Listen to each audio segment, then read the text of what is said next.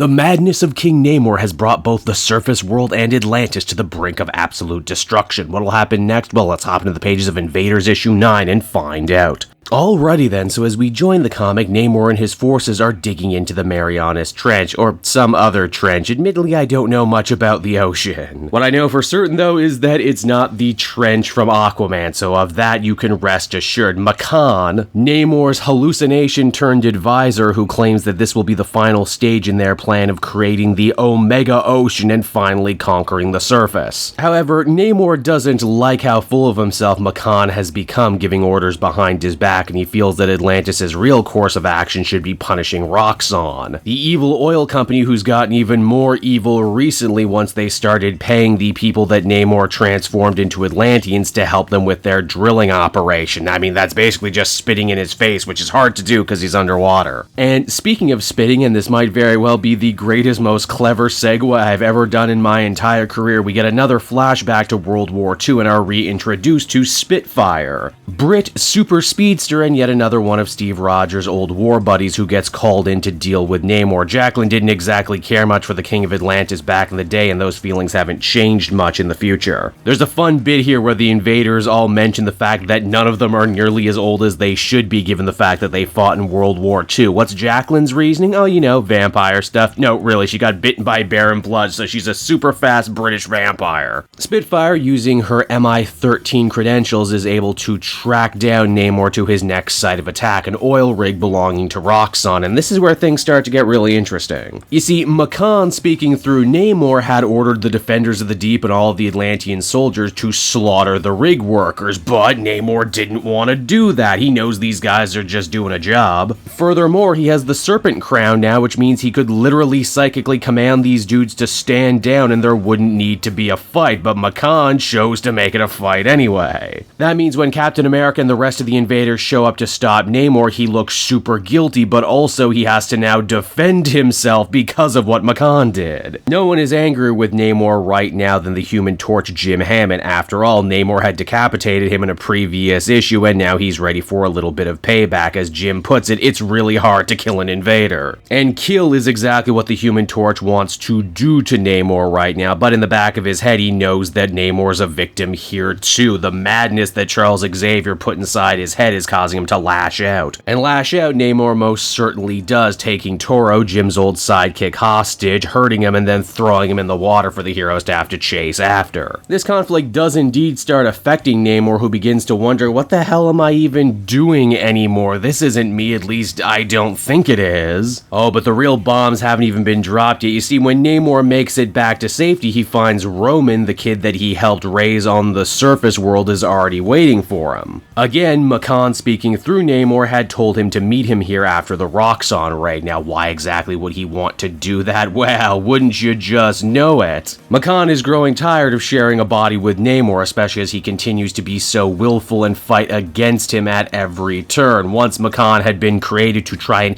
ease Namor's pain of the horrors of war. But now Makan is a full thinking, feeling being unto himself, and he decides to use the power of the Serpent Crown to jump out of Namor's head and into Roman's, taking over his body. He also decides to abscond with the Serpent Crown and leave poor Namor hanging there. Now, with the invaders embarrassed once again and their foes slipping through their fingers for about the millionth time, Captain America and Bucky decide to take some rather drastic measures. If they can't beat Namor on their own turf, then they're going to subject themselves to the same transformation that turns humans into Atlanteans so they can go to Atlantis and kick his ass that way. Even though, as a horrified Black Panther is quick to remind the two of them, we don't know how to change you back yet, and there's a good chance you'll die before we figure it out. And it's on that crazy note right there that the comic comes to a close. And so that was Invaders issue 9, everybody. And once again, this continues to be one of my favorite gems on the comic shelf right now. Zdarsky is able to infuse these characters with such depth and tragedy and sympathy. I really wasn't expecting seeing Makan break full bad like he did, but seeing now that that's the case, there's a good chance that Captain America and Namor might have to actually put all this bad blood behind them so they can fight together as a team once more. Even the later inclusion of ROXXON is proving to have some really interesting story effects here, especially now as they want to use the same Atlantean transformation virus for their own evil uses. Why, even Krakoa and what's going on with the X-Men gets name dropped this issue. In fact, I think this is the first comic to do that, and overall, that's pretty fun. Ultimately, I would give this one an 8.5 out of 10. Just a great read. Hey there, everyone. It's your old pal Cape Joel again. Just wanted to take a moment to thank you so much for watching to the end of the video. I hope you enjoyed it, and if you did, and if you're in the market for comic books right now, and I mean really, who isn't,